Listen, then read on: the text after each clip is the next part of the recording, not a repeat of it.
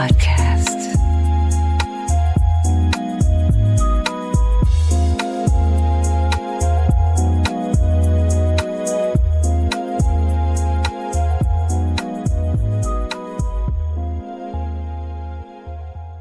Hi everyone, welcome. This is the Everything, Everywhere, and All at Once podcast, the one and only, so to speak, because it won't get any better than today. Welcome, my name is Mensch Micha, and I'm thrilled and honored and pleased to welcome and introduce you to my friend and brother, Taki, Steve, but he will explain more about this, I hope, Taki, you will, during our conversation. I invited him because he's just a fascinating human being living in an extraordinary world, just as we all. And this is what this podcast is about. We want to talk with amazing people who had an amazing life, made amazing experiences. We want to explore the wonders of life and what is waiting for us around the corner and how these things are connected, interwoven, and how we meet each other. So Taki, I met you, I remember very well, 2014, that's 10 years ago now, in Plum Village. I was a young monk and you were a retreatant, and we were together in the same sharing family. We were divided up, it was a big retreat, and I was sitting opposite. It's very vivid in me. You were sitting opposite of me and everybody was introducing themselves. And when it was your turn, I said, wow, that's an interesting person. You had an aura, the way you spoke calmly, like royal, I want to say, serene with an inner peace. You will tell us more how you felt back then and what brought you to Plum Village, but to me, you made quite an impression. And I remember, like, we talked afterwards and we went on a long and beautiful walk, which was the beginning of our brotherhood and friendship. Right? That's so far. But I know also that you had a very moving life, and you are someone who is on a pursuit of something, who wants to find something, even if that something is someone and that someone is you. And what I particularly like, coming from liking dancing and coming from a partying background, that you were a DJ, and that impressed me a lot. Some of my friends were DJs, and meeting DJs, they radiate a certain energy. So did you. That was the beginning of your career. That was what you were interested when you were a young folk. Can you talk about that time, like that, when it all started rolling, I guess? Absolutely. Well, first of all, thank you very much for that introduction. I don't know if I can ever live up to what you've just said, but thank you very kindly for that. Just the beginning. I will tell more. Thank you. So yes, we met in 2014. I was on retreat. I decided at the time to take a sabbatical in my life, to remove myself from whatever I was doing in my life here in South Africa, which is where I live. And a year before that, I had this voice in my head that had said to me that I need to go and meet this man before it's too late. That's what the voice said to me. And that man was Thich Nhat Hanh. So that was the year before that I'd actually had this voice in my head very clearly said to me, you have to go and meet this man before it's too late. And so fast forward now to 2014, which is, as you say, we were in the same Dharma sharing family, and I remember it was called the Bamboo family. And yes, and that's when we connected, we met, and I distinctly remember us saying, let's meet at a certain time. I think it was just after sunset or just before sunset, and let's just go for a walk. And we had this wonderful conversation where we actually realized that we had so much in common, and we're of the same age as well. And it was interesting that our backgrounds, I like to think of it, is that I had my wild days. Those were my wild days back in my early 20s when I was a nightclub DJ, and a wonderful time, a very carefree time, a very beautiful time of enjoyment, and music was there, but it was wild. It was wild times, and I often say that I was very lucky to have survived those times, I must say. Awesome. Awesome. You said, I forgot to introduce what you are doing, and you said, thank you for your kind words, but I didn't even finish yet. So I want everyone to know who they are dealing with and whom we are listening to. So Taki, today, you see, he started as a DJ. He started as a wild and free spirit, and this wild and free spirit brought him into the music scene and make people dance and have a good time. Today, he's a poet. He's a musician. He's a sound healer. He's a sound therapist. He's a shaman. He's what are you not, basically? He met people working with consciousness. So he's a worker in the field of consciousness. He has such a broad spectrum, all inspired and ignited by your pursuit for happiness, for inner peace, for meaning. And it all started, I think, with an event happening in these wild days. And I think we all know if we would have continued to have our wild days, nobody of us would be here anymore. But it's also important Yes. to know when is the best time to leave the party, right? Mom always said, when Yes. it's best, then you leave. Don't always turn the lights off. So Absolutely. so this is a very impressive field of work and interest you have, and where you engage in and indulge in and work with people and help others to realize themselves and to develop and understand themselves, like from shamanism to poetry to music to sound healing to consciousness work, and all coming from one event happening during the wild days. Now we're curious, what was that event? So yes, well, I first of all, let me go back to maybe the beginning of when I was a young child. And I distinctly remember standing outside under the night sky, looking up the stars, and just knowing that I was one with that sky, with those stars, that there was no separation between us. And I'm talking here, I was probably a child of about 5 or 6, or maybe even younger.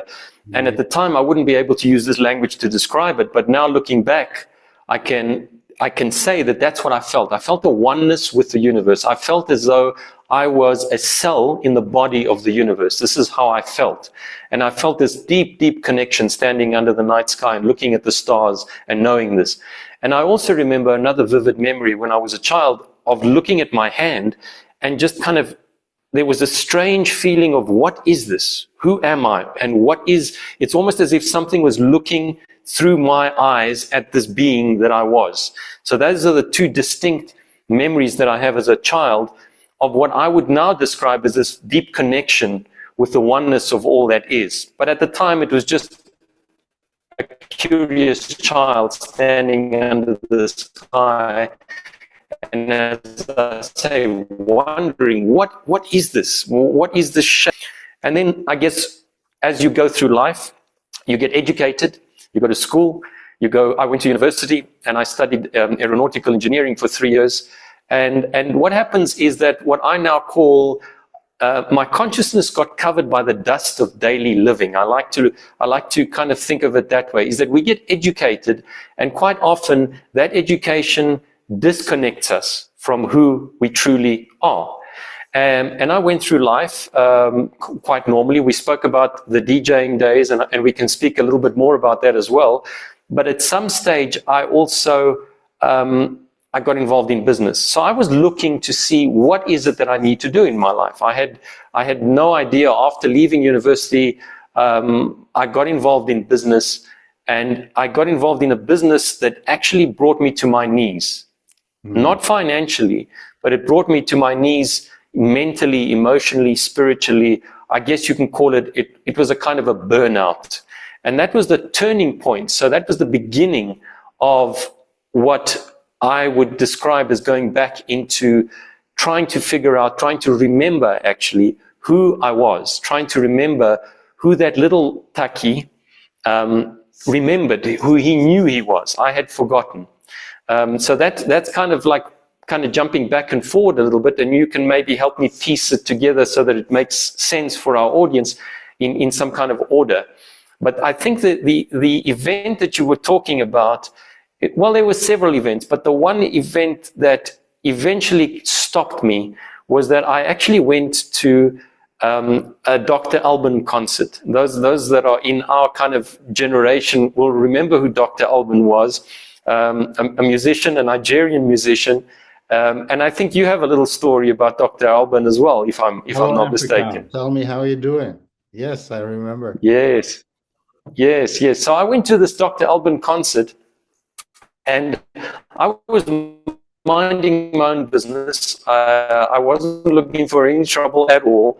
And what actually happened is I got assaulted. And to this day, I don't actually remember what happened. All I know is that I woke up in an ambulance. I was taken to the local hospital at the time. This was back in 1990. I was assaulted by two individuals. And that kind of, it resulted in me having an operation. My jaw was wired. That kind of scared me. It stopped me in my tracks, because the wild times, as we said at the beginning, you do some crazy things and they can get you into trouble. That was not an event where I was doing anything crazy. I just went to a concert. And it caused me to reconsider what I was doing in my life. And for about 6 months, it slowed me down from my wild partying days. But then I started to pick up momentum again. I forgot, and my courage started to come back, and I started to go back into my wild days. But then at some stage, as the universe would have it, it brought a person into my life, which at the time was my girlfriend.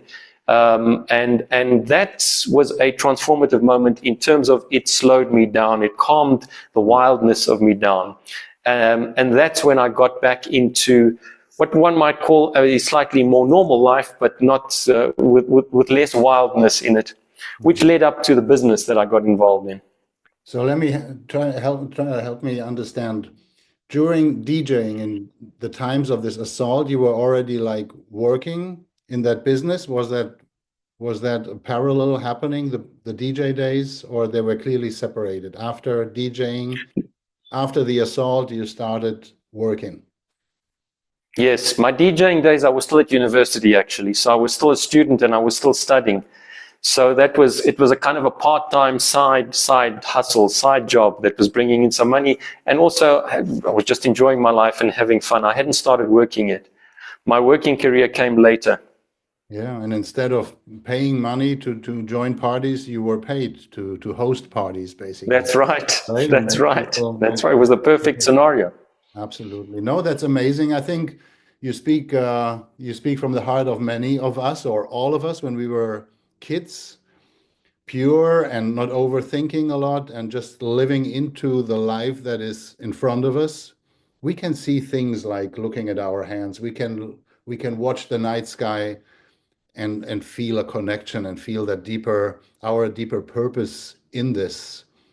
And then we feel a longing and a belonging at the same time that we lose then, right?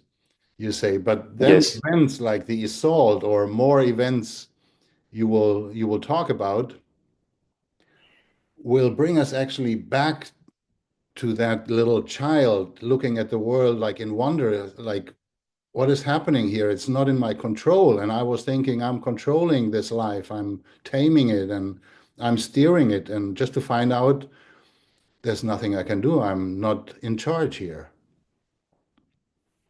Absolutely. Actually, you just bring out a memory. I remember at Plum Village there was a sticker on the ice cream fridge, I think it was, and I'm just going to try and remember what it said. I think it said something on the lines of "Relax, nothing is in control," and that actually was such a beautiful thing, because it speaks to what you're saying. We think we're in control. We think we're controlling this, and yes, we have a certain amount of agency in our lives for sure. We're powerful beings, but when it comes to the really important stuff, we're not in control. There's something far greater than us that's in control. And that's the part that we kind of surrender to and connect to when we speak of this oneness. And so for me, it was kind of like, so I was looking for what path, what is the general thing that we try and do in life is we get a job, we make some money, and we're going to live our lives. That's kind of what we're externally conditioned to believe. And so in 1997, which was now 4 years after that assault, I got involved in a business, which was quite a complicated business in terms of it had a lot of pressure, it had a lot of people involved. I was a part owner of the business. There was a lot of pressure on me, and to cut a long story short, it brought me to my knees. I just realized when I got out of the business, which was 2 years later, that there must be more to life than this. This cannot be what I'm here to do. And what I did is I literally said to my girlfriend, I need time by the sea. The ocean was something that always fed me. And and in Johannesburg, we're about 600 kilometers away from the nearest ocean. So I said to her, I packed my bags, I packed my car, and I went down to the ocean and booked myself into a hotel. And that was when I decided I need to recall what that little guy knew. Because what that little Taki knew when he was 4, 5, 6 years old under the night sky is what I was thirsting to reconnect with, because that's what really gave meaning to my life. Mm-hmm. And so that began the beginning of my journey of studying and using my intellect, studying all sorts of traditions, Eastern traditions, Western traditions, psychology, philosophy. I'm Greek, so philosophy always had a strong part to play in my life. But also the Eastern traditions. There was, when I was 16 years old, my life was deeply touched by an Indian man who, and I don't know in what detail I should share the story, but I had a problem with my back. And so the Western medical system in its wisdom, and this was in the 80s, wanted to put me in a metal brace to straighten my back. So my spine had a curvature, and they wanted to straighten that spine, the curvature, and they wanted to put me in this metal brace for a year. And my father, we had a tailor, a man that worked with clothes, an Indian man, and my father told him the story that they were going to put me in this brace, and he said, no, tell Taki to come to me. I can help him. And I went to speak to this man, and he actually gave me a book that was passed down from generations. I don't know if it was his grandfather's book, but it was an old book, and it had to do with yoga postures. Now, at the time, back in the 80s, I mean, yoga is a well-known thing now, and it's practiced in gyms, but in the 80s, meditation and yoga was a woo-woo thing. It was like this weird stuff that other people do, especially in the Western culture. But in any case, fear was what drove me. The fear of, as a 15-year-old, you can understand, as a 15-year-old, you're looking for girlfriends, and you're trying to kind of bolster your personality, and to be put in this metal brace for a year was the most horrifying thing that I could think of. So driven by that fear, I was very open to listening to these other ways of doing things. And this man said to me, to cut a long story short, he gave me some postures to practice for straightening my spine. And my parents went to the medical doctor, who in hindsight I totally acknowledged, because again, in the 80s, this was strange stuff. But he said, okay, I'll give him 3 months. I'll give him 3 months to try this. And then if it doesn't work, we have to put him in this brace. So fueled by this fear, I practiced diligently. I practiced these yoga postures diligently. Before I went to school in the morning, I would wake up early. When I got back from school, I would do them in the afternoon, and in the evening before I went to bed. Diligently, I practiced. And then 3 months later, we went for the checkup. The doctor did the x-rays. He measured the angles, and the look of astoundedness, if that's a word, in his face. He was astounded. He looked and he said, I can't remember the exact numbers, but they were hoping to straighten my spine by, I think it was like 6 degrees in a year using this brace. Uh-huh. And within a matter of 3 months with these yoga postures, I had improved 11 degrees, so double the improvement. And he just said to my parents, whatever he's doing, 3 months, yes. Wow. He just said to my parents, whatever he's doing, let him carry on doing. But for me, the important thing was that it opened my mind to a whole different culture now, this Eastern tradition. So this was when I was, when I was 16 years old. So the seed had already been planted. And now back to 1999, where I'm searching for things, obviously these things come back into your memory. And I started to become very interested in the Eastern traditions. And I studied the Eastern traditions. And this is a legitimate memory or experience you had. And I'm glad you're mentioning it, because this fosters a lot of confidence and trust in your own abilities, in your own healing abilities, and in techniques that are not promoted by the culture you live in, for example. So there's this memory of a child looking into the night sky, looking into its hand. There is this teenager experience where you experience something extraordinary, an extraordinary healing, like opposite of everything logical or the doctors tell you, driven by the fear of having to wear a brace. Then you relax again and release and let just life flow. Then there comes like an assault out of the blue. Then you become an adult and follow just the pursuit of life as everyone else, as you said, and like have a girlfriend, have a job, and move on and think everything is under your control until you burn out and you have to admit that this life is bringing you down to your knees. So you're opening up again, you're cracking up again and saying, I need to go back to the ocean, to the stars, to my hands, to a place of quiet and solitude where what can happen? What did you expect and what did happen? Well, I wasn't sure what I expected, but what I wanted was to reconnect with something that I'd forgotten, something that little guy knew.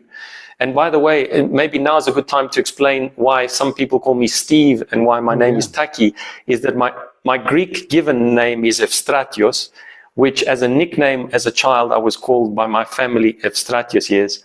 But I was called Taki, which is a nickname. And then living in an English world, people couldn't pronounce those names. And so the English name Steve came to be. And so that was almost kind of a... Would you do me a favor and turn around once or get up and show me the back of your t-shirt? Because okay, I will do that. There's something written I saw before. Just turn around, yeah. There is. Can you see that? Right. It doesn't say taxi, it says Taki. And that's your nickname. It says Taki. That's my nickname. That's my nickname. I love it that you have it on your shirt. It's coincidental today. I didn't do that on purpose, and it's thank you for noticing that. Actually, I don't know how you did, but thank you. Yeah. So Steve is kind of my professional name, just to clarify that. It's not of any real importance, but that's how that came to be. But I was looking for, back in the time by the ocean, looking for what little Taki knew, because what he knew gave him peace and serenity. And I was feeling the exact opposite. I was burnt out. I didn't really understand what the meaning of my life is anymore. It didn't make any sense to me. And so I started off first of all, on an intellectual quest. So I read a lot of books from many, many different traditions. The next important part of the journey was one day when I was back in Johannesburg, I was driving in my car and I heard this advert on the radio. And usually I wouldn't listen to adverts on the radio. I particularly didn't pay attention to them, but something caught my attention that day. And I heard that there was a man giving a talk at one of the convention centers nearby Johannesburg. He was giving a free talk on the powers of the mind. Mm-hmm. And that caught my attention, but I didn't get the details. So when I went back home, it was in the days before the internet and Google, so I used the yellow pages and I phoned the convention center and I said, I heard there's a man giving a talk tonight, a free talk. What is his name and what is the talk about? And the man on the other side of the phone said to me, his name is John Keyhole. Keyhole. I thought that was an interesting name. It's an unusual name, Keyhole. Never heard that before, but I thought, let me go and see this man. So that's what I did. It turns out that the man's name is not Keyhole, but Keyhoe, John Keyhoe, who is the international best-selling author of the Mind Power books and is quite well known around the world. But it was a very synchronistic mistake of me hearing Keyhole because, as it turned out, John was the keyhole to me moving forward in my life. He was a significant part of the next chapter of my life because as soon as I went to that center and I heard the very first few words that John was speaking, I knew that this is what I needed to hear right now. And immediately I went, I paid, and I did the 4-week Mind Power course at the time, as it was called. It was a 4-week course over a period of a month to study the Mind Power system of John Keyhoe. And what that did to me is immediately it took me deep within myself. A lot of people use the mind power system to manifest their goals and to make money and to get wealth, and there's nothing wrong with that. That's all part of the process. For me, it connected me deep within this other part of myself, the subconscious mind. And that's another thing that was interesting is, as a child, I was given this book, and it's actually probably in the library behind me, somewhere there, this book called The Knack of Using Your Subconscious Mind. And I think my father probably bought it for me, but I was about 12 or 13 years old when I read this book. And so the seeds of this thing called the subconscious mind, which many of us don't know about, especially when we're 10, 11, or 12, I had read this book about this other aspect of ourselves, this deeper mind, the subconscious mind. And so John's work, when I started practicing his mind power techniques, immediately took me back into the subconscious mind and into these awarenesses of, wow, there's real power in us. There's a lot more to us than just this logical, conscious mind, which is what you get taught in scientific traditions, by the way. And having studied engineering, that's what they teach you. They teach you rational thinking, and it's a very powerful way of thinking. It's a very powerful way of solving problems. You take these complex situations, you break them down into smaller parts, and you solve the problems. But there is an area beyond the conscious mind, beyond the rational mind, and that's where the real power was. So now, this is what I rediscovered. So now, listening to you, you went on that workshop of John Kehoe. And first of all, I'm interested in the practices and the techniques and the tools he offered to access this deeper state of mind. And as you said, also, many people go to these mind empowering workshops to enhance the quality of their material life. They want a bigger house, they want more money, they want to perform better at their jobs. But that was not what you were looking for. You were, how it sounds to me, you were struck by how deep it would bring you deep inside of you. And now my question is, what was your ambition? What was your aspiration going into that deep space of yourself? You don't just dwell there. I guess it asks something of you, right? It gives you a purpose. It gives you a direction. It triggers you into somewhat. And what was there waiting in your heart, waiting in your soul to express itself, to come out, to become a musician, a poet, a shaman, a sound healer, What did he do? So what were the techniques? If you can, I mean, it's probably a broad spectrum and we don't have all day, although I wish we had.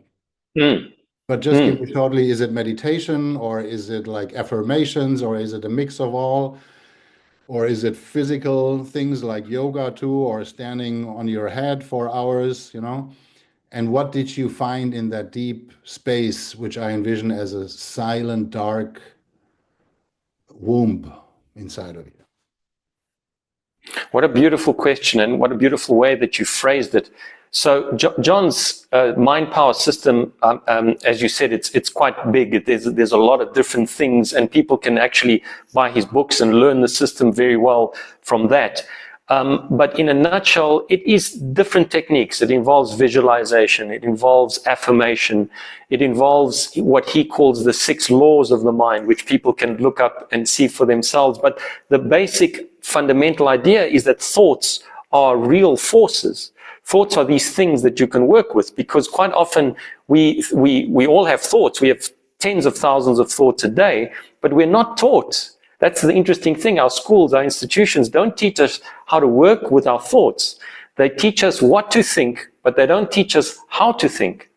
And for me, that's right, yeah. For me, the biggest fundamental that I got from John's work is it taught me that I can decide how to think. And then when I start to work with my thoughts, when I start to work with my subconscious mind, and then I start to tap into these deeper aspects of myself, my dreams come up and they have meaning. They are talking to me. And also something that you pointed out is, I think what it actually did for me, and looking back now, I can see it, is it connected me to what we might call my right brain, my artistic side. I was always given credit for my intellect, because even as a young boy, I was very good at school. Then I went to university. So I got my value as a human being from my intellect, from my left brain. And I didn't even know I was an artist. It didn't occur to me at all that there was any artistic tendencies in me. And that's when I started to realize, and it was still early days in 99, I only actually really got the understanding that I'm an artist in my late 20s, but it was the beginning of watering the seed of there is an artist in me. And that artist doesn't have to be someone who draws or sings or dances. We're all artists. We all have this artistic tendency within us, and it manifests in different ways. For me, later on, it manifested in poetry, it manifested in writing, in speaking, and in music and in sound. But all of us have a different, it's that creative part of ourselves where we can look outside the box of rational thinking and we connect. Because, you know, the whole notion of we are one with this whole thing is a bit of a crazy notion to the logical mind, right? It doesn't really make sense because the logical mind has got a separation, like it's an outside and inside. We are separate. But the artist starts to connect and understand. And I want to say, know that there is a reality, there is a truth to this thing, that we are more than we have ever been told that we are. And I think that's what John's work did for me. And initially I did his Mind Power course. And then later on, about a year later, I did something which he called The Awakening, which was a 6-day retreat out in nature where we would go out and that was a very powerful turning point in my life as well. We went out in nature, our identity was taken away. We weren't allowed to speak about the past or the future.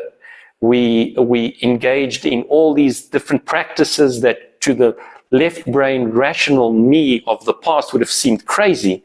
Shamanic practices and sound practices and holotropic breathing practices. And I remember when I did the first holotropic breathing session that I did, I left my body. I was just out in this void, in this space. I remember just being in this space. And that was the oneness that I used to know as a child. So it reconnected me. And now my logical brain could not argue that there was more to me than what I have been told I am. And that's when I also realized during doing that awakening that's what I want to teach in my life. This is what I want to do. I want to connect people to their deeper selves. So that's when my aspiration to be a teacher in this field, or more like a bridge, actually, not a teacher, a bridge to bring people back to themselves. That's when this aspiration was born. Mm-hmm. Wonderful. You know, coming from the mindfulness field, I hear the work of John is similar. Like, it's not about what you think. You got taught by school and culture what you have to think, but is becoming aware of what you are thinking and actually turning it into something that you empower yourself if you want to think it or not, or if you want to stop thinking, and how you think this, right? With space, with inclusivity, with compassion, with a peaceful mind, or you just allow these thoughts to wash you away out of your inner balance. So I see it has a lot to do with awareness and being conscious of the thoughts, and then infusing them with your spirit and your aspirations.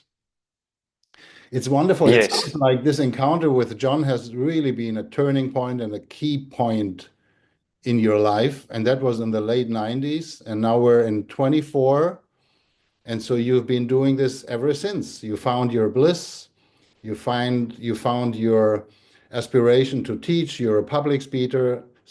You started to express your creativity throughout poetry, music, writing. You're offering workshops. So you do this since 24 years, or were there more little steps and episodes in between, like little breakups and breakthroughs or breakdowns, all kind of breaks?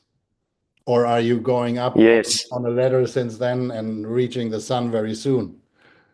No, not at all. Not at all. It's been a very testing and trying time, as it always is. You go through these cycles where you have this wonderful bliss and this awakening and this new level of consciousness that you reach, and then the dark night of the soul hits you once again.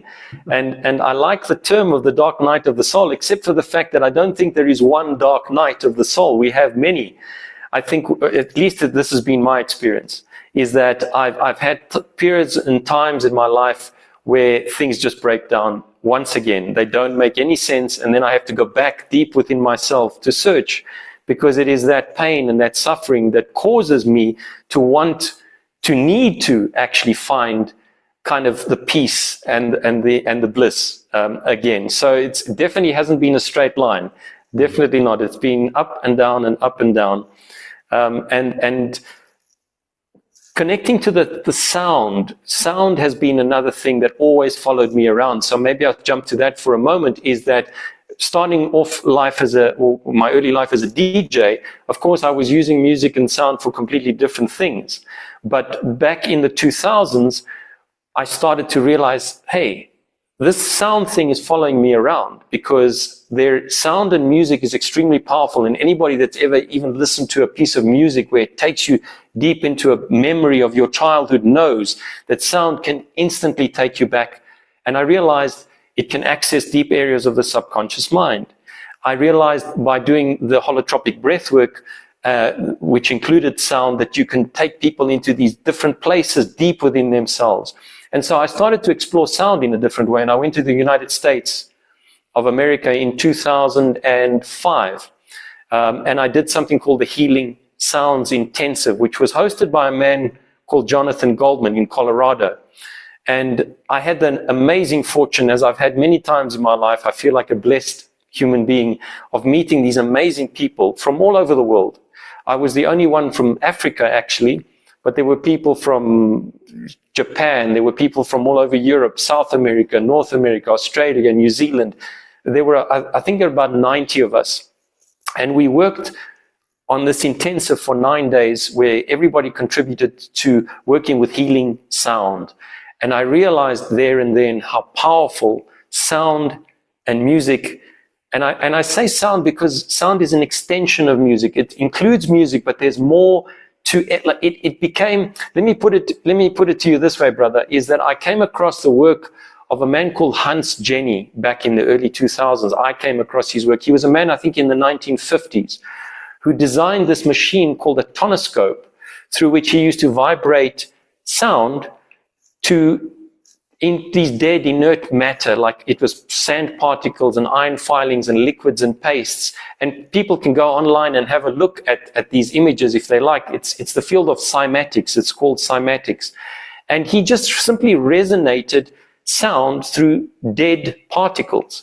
And these things would come to life. These amazing patterns would form, patterns that looked like storm systems as we see from our satellites, or they looked like, cells, human cells, and liquids and pastes that looked like people marching. I remember this one image it was a snake, and you could see the vertebra of the snake, and it was a living being.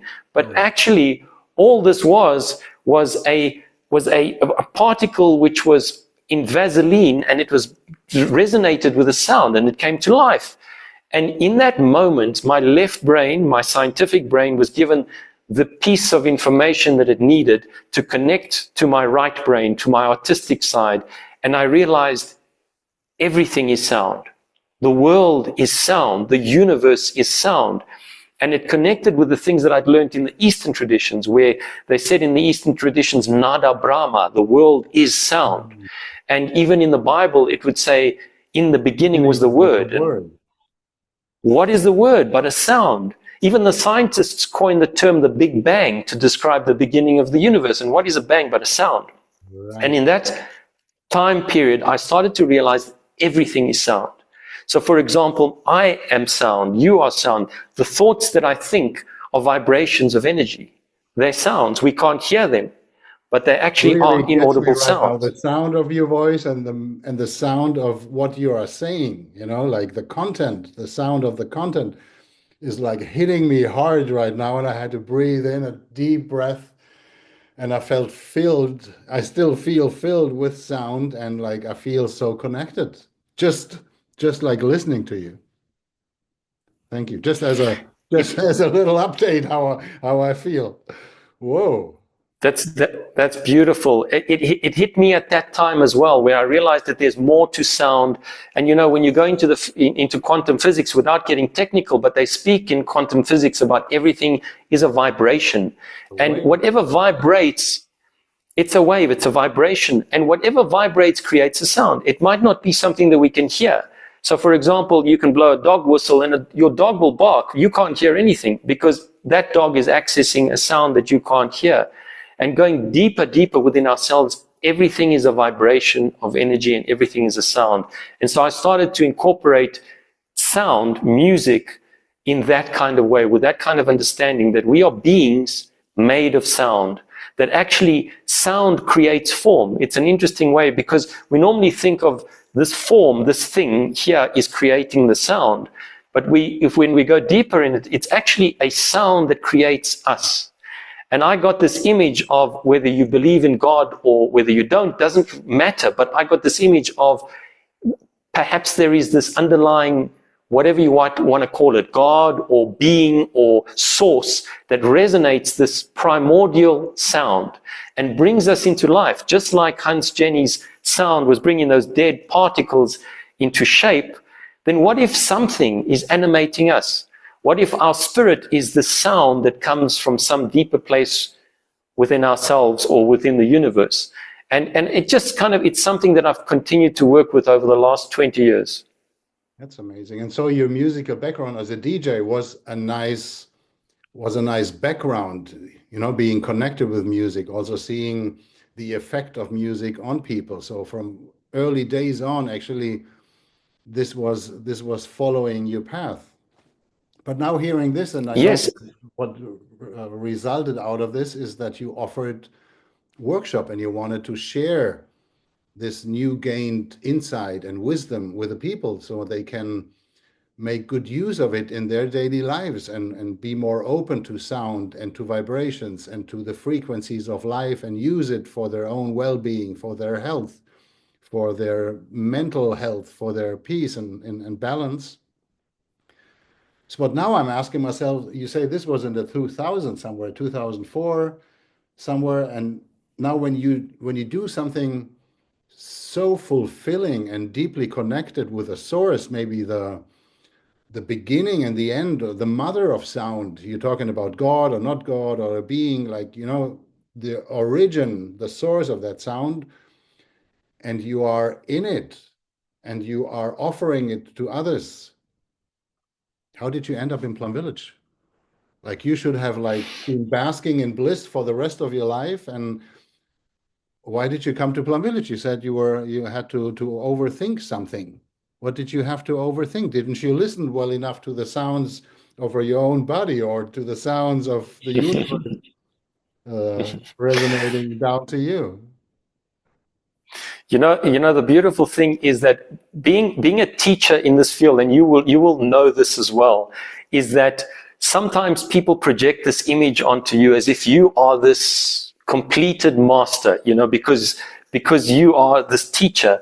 And that's actually not been my experience and is not the reality of it. It's kind of, I'm always discovering deeper and deeper. The more I know, the more I realize that I don't know. It's kind of what I think it was Socrates, the Greek philosopher, who said that. He said, en xero pos then xero. The one thing that I know is that I don't know. And I realize more and more, the more that I know, the more that I realize that I don't know. And so I come into these cycles of my life where, again, I have to go deeper within myself. And what is the trigger that allows me to see that? It's suffering, because I realize that I am suffering and there's a new crisis in my life. There's a new thing that wants to take me deeper within myself. And in 2013, actually, that's what happened to me. Actually, I had attended something called a Sundance in Canada, and this is a Native American, or as they like to be called, an indigenous, the First Nations culture. perform this sun dance, which is an incredibly powerful but quite hectic ceremony. It's days-long ceremony. And how I got to be invited to that is that something that I didn't mention is that years down the line, I got to John Kehoe and I became friends. So through the years, we actually started to become personal friends. And at some stage in the I think it was around 2010 or so, he invited me to teach the awakening with him. So, and actually that was the fulfillment of one of my earlier dreams, because when I was a participant in the awakening, I realized this is what I want to teach, and wouldn't it be amazing if I could teach this one day? And there I find myself in 2010 alongside John, which was a bit surreal at the time, and we are teaching this awakening together. We are sharing this with people. And by teaching, I mean we have this box of tricks that we share with people. I was using my sound, my music, whatever I picked up along the way, and we're taking people through this process. And what happened is in 2012, one of the participants who had come all the way from the United States to South Africa to take part in this awakening invited me to go and join the Sundance in 2012 in Canada. Now, I knew nothing about anything called the Sundance, but what I realized is that this particular event was by invitation only. It was through people that were connected to the tribe, and it was the Blackfoot tribe in Canada, in Lethbridge. And so I realized this is an opportunity, this is an adventure that I need to embark on. This is something that's powerful. And I went and I did the Sundance, which kind of blew me away because it was intense. It's intense. It's a ceremony where, there's drumming, constant drumming all the time. And we're talking about for days and days on end. The warriors, the dancers that are taking part in the Sundance are literally tethered to a tree through their muscles in their chest. And they spend 3 days out dancing with no water, with no food, out in the cold, tethered to a tree. And there's a lot more to this, but I don't think it's necessary for me to go into too much detail. Other than to say, yeah, that's enough. Other than to say it was mind-blowing for me. It was another one of these experiences of this culture, this shamanic culture. And you spoke earlier when you said, I'm a poet, I'm a musician, I'm a shaman. And one of the things that I struggle with is labels. I struggle with labels. I struggle with being called any particular thing. I don't even consider myself a poet or a musician or a shaman. But in the world today, we need to use certain words to make people understand so that we can communicate.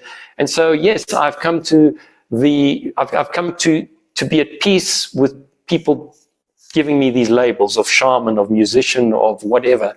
But going back to the Sundance, after that I went straight into New York City. I remember going from the Sundance straight into Manhattan, New York City, which anybody who's been to New York will know the energy in itself is just a continuous assault on the senses. It's a blast. And so I was kind of, in that space from the Sundance to New York. I came back to South Africa, and my mother passed away. That was in 2012. It all happened at the same time. So I came back to South Africa, my mother passed away. It was an intense period of my life once again. And by 2013, I started to suffer from some physical ailments. So this was to come to your point of what happens. Is it a straight line or is it these cycles? This was another cycle where I was really suffering in my life. And it was at that stage that this voice had come into my head. It was very clear. It said, go and meet this man before it's too late. And it was referring to Thich Nhat Hanh. Now, I'd studied Thich Nhat Hanh's works for a decade before. I'd read his books and stuff like that. But I hadn't had any contact with Plum Village or the tradition at all. This voice came into my head. And at that point in time, I started to look up online. I started to look up all the Plum Village things online, and I started listening to Dharma talks, and I got very involved already from 2013 to starting to practice the mindfulness practices of the Plum Village tradition and of Thich Nhat Hanh. And that was in 2013, going through this crisis of myself and my body not feeling well and whatever I was going through at the time. Fast forwarding to 2014, I decided I need to stop teaching. I need to go into a space of listening once again, because I need a new direction in my life. That's what I felt internally. And I know for myself, sometimes that voice that comes and says, stop doing what you're doing, it seems completely irrational, because, you're going on a particular path and you've got these goals, but all of a sudden this inner voice says, stop, you need to do something different. And I've learned in my life to listen to that voice. And so when it came time in 2014 for me to take the sabbatical, I was thinking, where do I go? And I remembered that inner voice that said, go and meet this man before it's too late. And so what I did is I went online and I booked to come to the summer retreat at Plum Village, which comes full circle to our beginning of this whole conversation. Is that's where we actually met. And that's what got me to come to Plum Village. And interestingly enough, just to end off that point, is that as we know, a couple of months, I think it was actually even 6 or 7 weeks after I left Plum Village, Thai Thich Nhat Hanh had that stroke, that major stroke. And it was literally the last summer retreat that he facilitated. And that voice in my head a year before had said, go and meet this man before it's too late. Had I not listened to that voice, I would not have come into contact with Thai. And that was a major life-changing event for me as well, being in the presence of Thai and meeting the amazing people like yourself at that retreat. Thank you so much. Now, 2 things come to my mind.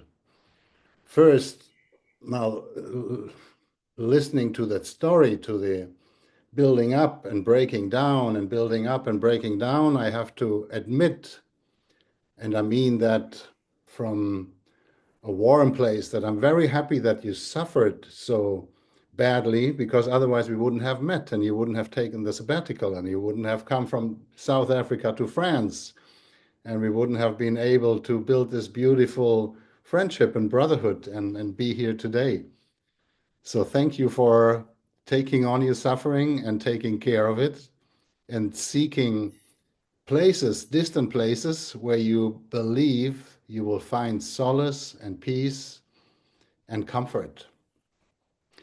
And that leads me to my actually second question, or my question is, what do you think?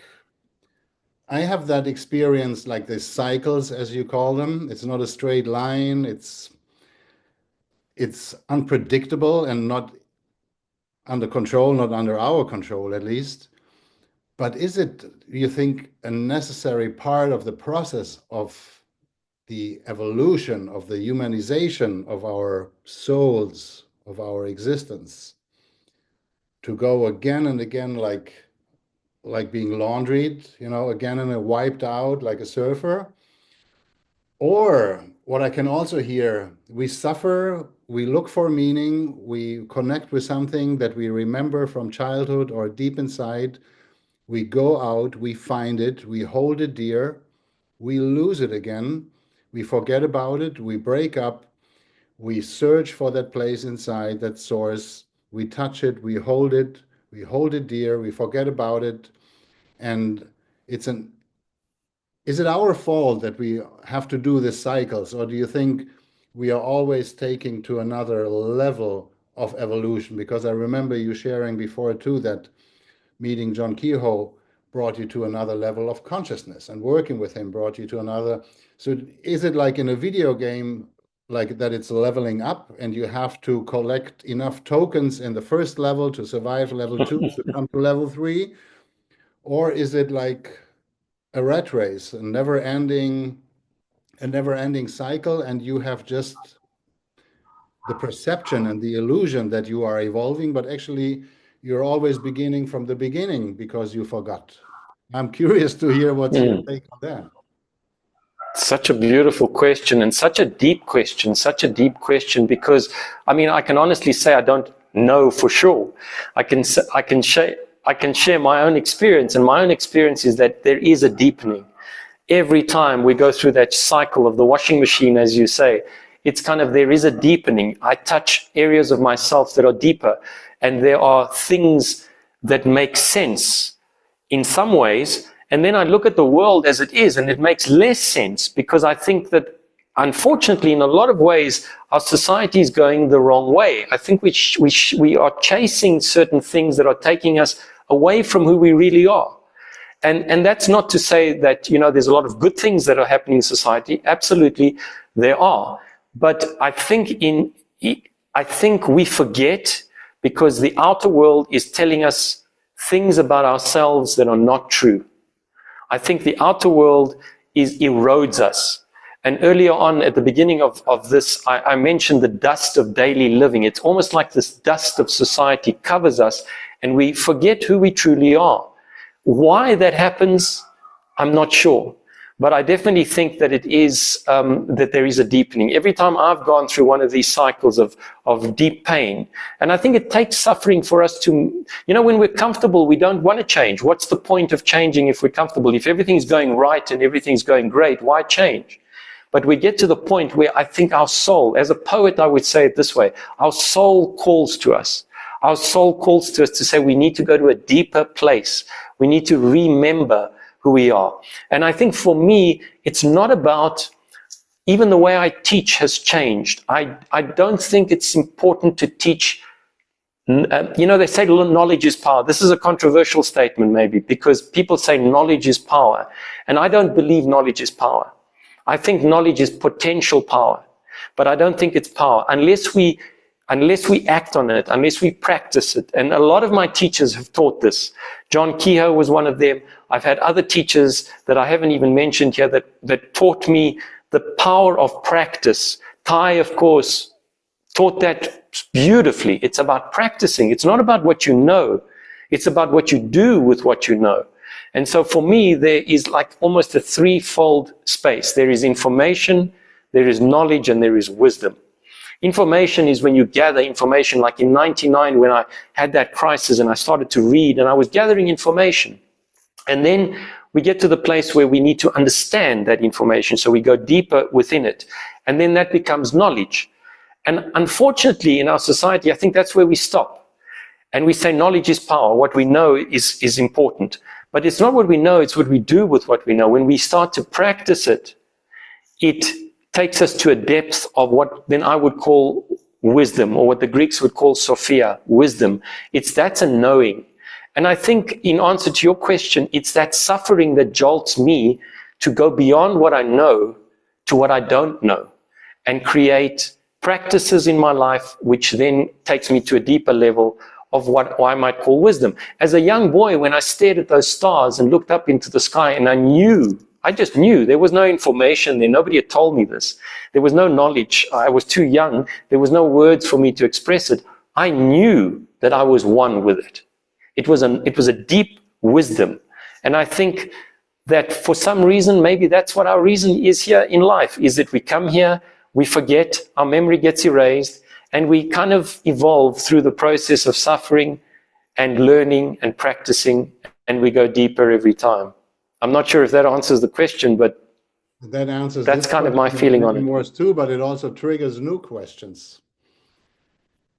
A beautiful saying came to my mind when you were speaking about that little boy again, and naming and labeling. Listen to this.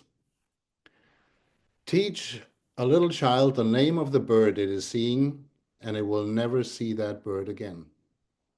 Right? It is in awe of this bird flying, landing, sitting there, and it is looking at it, feeling connected. But then you tell them, it's a crow. There's an adult next to it saying, it's a crow. And it will memorize crow, and it will never see that experience, this life, part of life again, but it will just connect it as a crow. And that brings me to something else that you say, that we tend to forget, and everybody knows that. We have a blissful moment, we have a blissful period in our life, but it's just not continuing.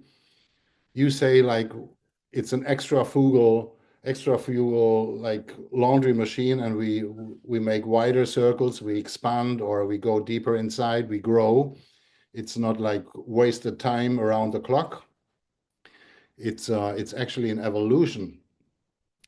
But why do we have to always remember?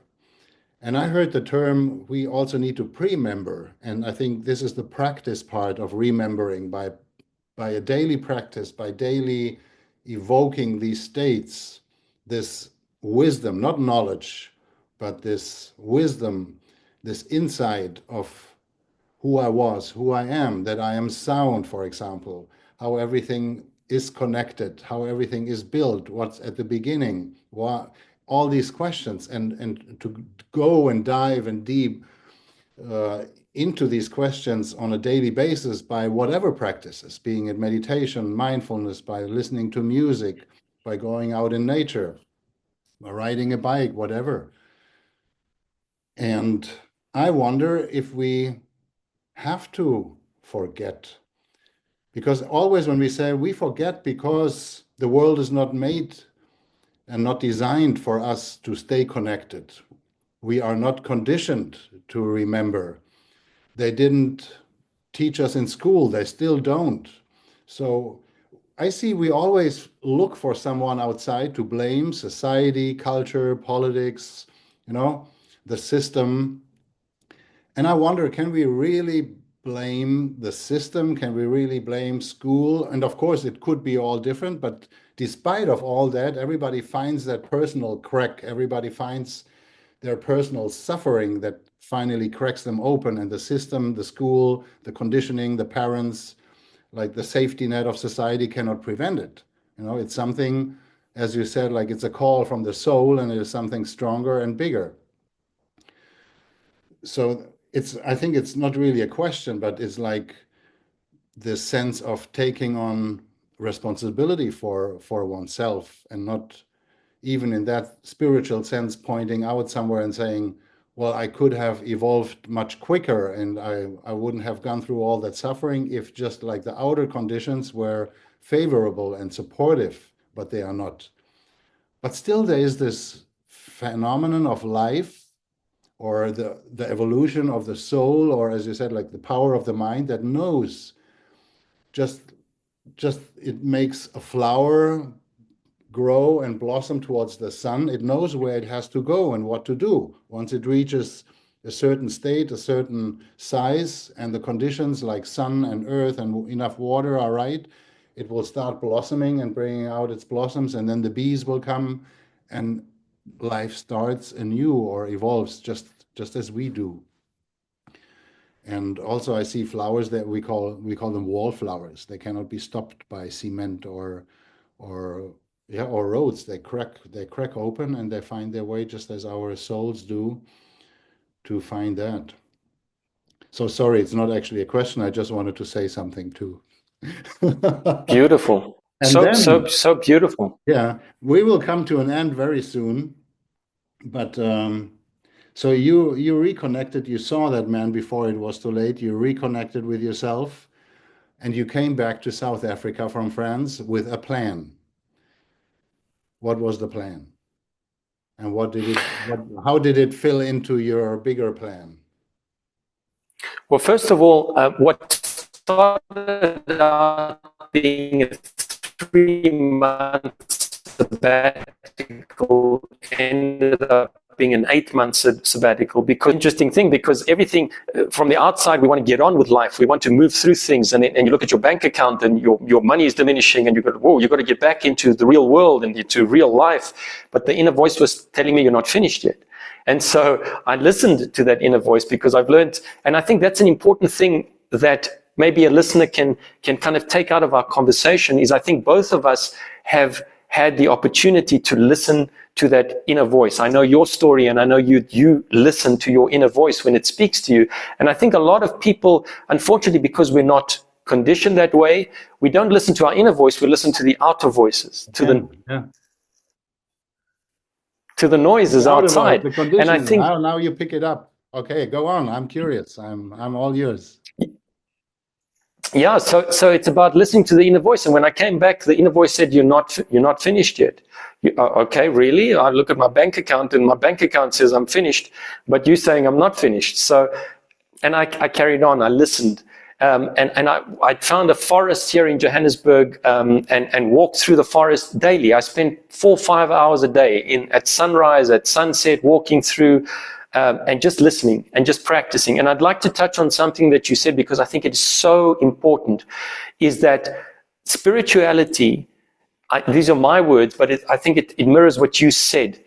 spirituality is a practice. It's not what you know. It's not knowledge. It's not information. It's what you do. And I think Thich Nhat Hanh taught that so beautifully, because it's in the simple things in your daily life that you open up the expansion of your consciousness. It's how you sit. It's how you eat. It's how you open a door. It's how you breathe. It's these simple things that to normal society, like, that is such a silly thing. But what difference does it make how I switch on the light, how I sit, or how I open the door? But I think it comes back to that most important thing. It's the practice which brings us into the present moment. And I think it's in that present moment that we connect to our soul, to our higher self, to God, to whatever you want to call it. It doesn't matter whether you believe in God or not, but it's in the present moment that we really exist. Otherwise, we are constantly in the past and in the future. We're constantly in a state of fear and anxiety because we don't know what's going to happen in the past. We're constantly in a state of feeling regret or guilt because we're thinking about the past. So for me, it's about practice. That's important. And when I came back, to answer your question, when I came back, there was another few months of practice that I needed to continue, just listening, just walking, just being with nature. As a result of that, what came next is I wrote my first book of poetry, and that came out just absolutely because of me walking through that forest. Even the cover of my book, which actually I can show you because it's right here, if I may, but I've just got it right here. That's the cover of my first book, and the colors of that are actually a mirror of the sunsets and the sunrises that I used to see on my walks in that forest. It was the power and the beauty of nature that connected. And so that resulted in me publishing my first book of poetry. And then at that stage, the insight, to answer your question even further, the insight came is that I needed to work with children. It came that I've worked with adults, I've taught adults, but children are the future. And so for a period of time, and it was a period of 8 years after that, I got involved with a non-profit organization called Read to Rise, where we actually distributed books. South Africa has got a major problem with literacy, Children don't have access to books. And I think that's a major problem. And so this organization, which is still up and running, I'm no longer involved in it on an operational basis, but supplied books, reading books to children that were written by a member of our organization, the founder. And these books had a spiritual or a life lesson in them, very simply written. But I saw how just getting these books to the children lit up a light in them.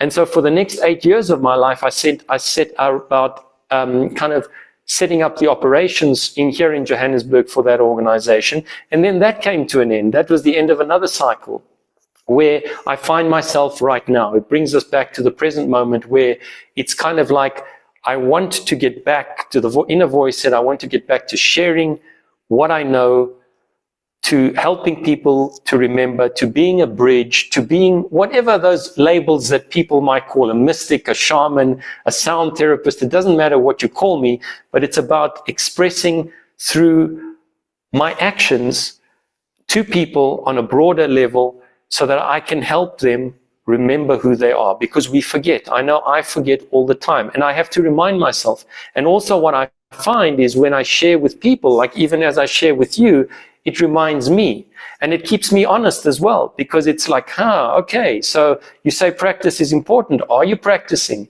How well are you practicing? Are you being diligent? And all of those things, because one of the fundamentals of practicing in a daily basis in a society which tells us something completely different is you need to be disciplined. And so I find myself right now at another crossroads.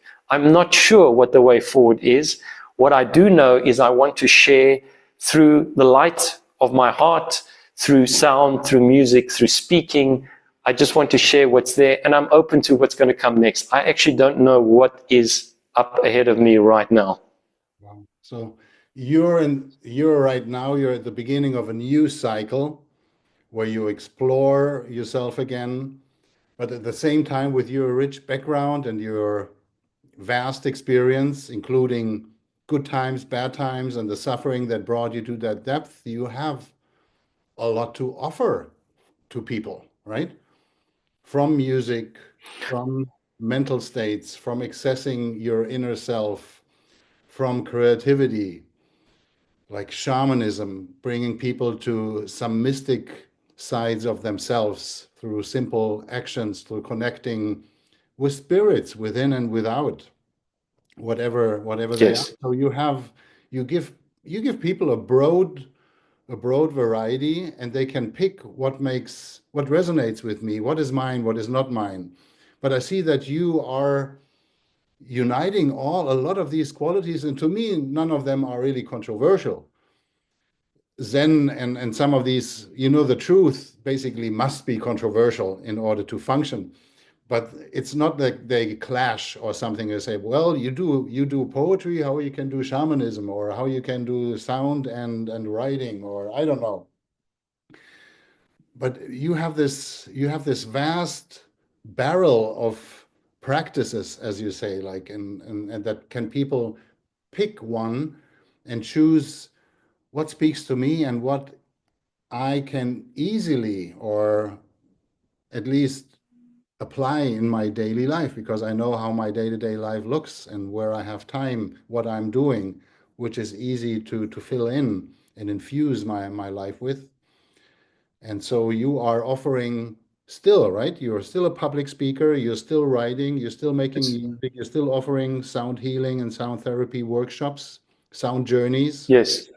and you're still Yes. active in shamanism, however, whatever form that looks like. It's just, as you said, like switching a light switch on or closing a door can be an act of shamanism and an act of wisdom. And it's in the same time, like when you do that calmly and attentively, consciously, you can even hear the sound of gently closing a door. And again, we are back to the roots, right, of the origin of everything, at the beginning. Absolutely.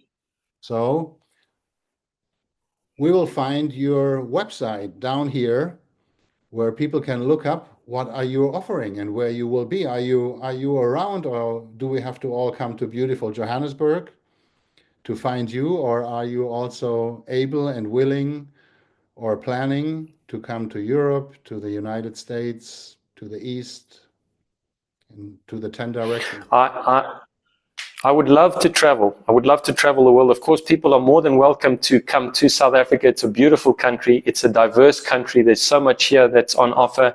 At the same time, I am very open to traveling. I've traveled in my life and I love to travel. And so I'm open for that as well. Of course, there is the whole new online world that we live in now, which is the reason why you and I can speak to each other, you sitting in Germany and me sitting in the tip of Africa, and yet we can have this conversation. So I'm open to reaching out to people in any manner and means. I would love to come to Europe and to work with you, dear brother. It will be so beautiful. I've got a calling in my heart also for you and I to do some work together. I've got a feeling that there's something there. And so I'm very open. I'm at the space right now where the suffering is enough for me to listen. And it's there, and I'm completely honest with that. There is a suffering inside me at the moment because there needs to be a new way forward for me, and I'm open to listening. So that's where I find myself in this moment. That's where we all find ourselves, I think, in this moment, if we are honest, radically honest with ourselves. And this is a beautiful place actually to start a journey from into the unknown, and to also keep and dwell, at least keep always a part of it alive in us, to not forget. Then we don't have to remember, but we carry it with us. We just enlarging, the capacity of our heart. We just like making our hearts bigger, so there is enough space for the joys and the suffering in us, and they can stay and live there. They can coexist in harmony, hand in hand, and we don't need to break up and crack and break down and begin anew, even if it means that we're getting vaster. If we can create conditions within ourselves, if we can be that conditioning, that society within, that school system from within, and enlarge the space our soul needs to thrive and to live and to shine and to rise and to nurture us, then I think yeah, we are on the right path and we are in touch. It's like a mother holding her two kids at her hands, and one is the suffering and one is the happiness. But she wouldn't let go of either of one. She needs to be in touch with both of them because there's love, and she knows these are my kids. And I think the same is true for us when we look deeply into our suffering and our joys, that they are part of us. And we want to be connected with them. We want to be aware of them and hold them by our hands in our hearts. Make sure you have a bed because I'll be coming to Johannesburg for sure. And I make sure I have always a space here for you because I love the idea that to work together with you. I think this would be really amazing. And you guys look out on Taki's website, on my website. When this is gonna happening, you have to pre-book, you know. I think this is gonna be Absolutely. filling very quickly. Beautiful. I would really love to do that, because I think our intersection, it was not by chance that we met 10 years ago. It was not by chance that we connected so deeply. I really believe that there is a deeper reason and a deeper reasoning behind it. And so I look forward to that time, dear brother. Wonderful. Thank you, Steve, Taki, brother, for sharing, yeah, for pouring out your heart. There were moments when I thought, like, wow, you're really not in control of yourself right now, and I loved it. It was so interesting to hear your life because I still it's extraordinary, you know. It's a life of a seeker who's not afraid to find uncomfortable situations and who finds them, who goes through them, to find beautiful, blissful moments within oneself and does it just again. And I see myself in many, many of your stages and levels of your life. And I want to thank you for your time, your sharing, your work, your existence, your being. And please continue to be the person you are. And please continue to grow and evolve and delight and share your insights and your practice with us. And you guys. Thank you so much, dear brother. And thank you so much for this opportunity. What a pleasure to talk to you, as always. Thank you so much. Is there anything at the end you would like to send out to the world, to the listeners, to the audience? I think the most important and fundamental thing is what you were alluding to earlier on, is that it all starts with us. If we want to make a difference, it can be overwhelming to look at the world, to see all the suffering, all the negativity, all the difficulty that's going on. And it can be overwhelming to think, how can we ever make a difference? I cannot change that. Well, the important thing is, and this is one of the things that I also learned from Ty, is that we are the change. We start with ourselves. And you might not be able to stop a war that's happening at the moment, but you can focus and concentrate how you open the door the next time you open the door, or how you treat yourself, or how you treat other people. It all starts from within us.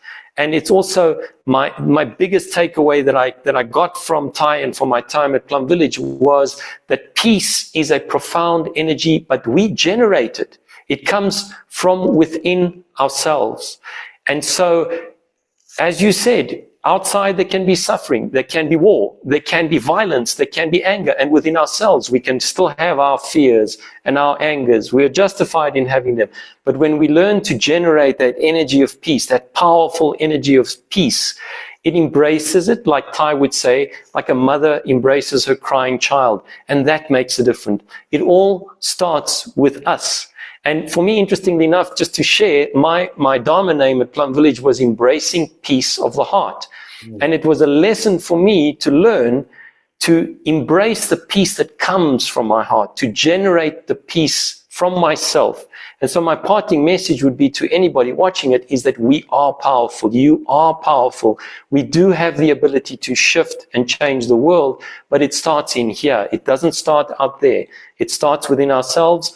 And as simple as that might sound, it is simple, but it's not easy. It requires practice. It requires discipline. It requires action. It requires us to take life fully and to engage in it. And I would just encourage everybody to find their way of doing it, to connect with their inner self, to connect with their artist, whether it's in whatever way it is for them, and to start generating that inner peace, because it will spread. Thank you. And you will help us. Thank you. I couldn't have said this better, you know. Thank you, Taki. And I say Taki because Thank you, I'm brother. talking to the little 5-year-old sitting at the beach looking That's at the right. stars. And thank you, Absolutely. guys. Thank you very, very much. Thanks everyone for being here with us for so long. I could have continued forever, or at least for another hour. There's so much more to explore. But thank you for your time. It's been a pleasure and a delight. And remember, there is no way to peace. Peace is the way. Beautiful.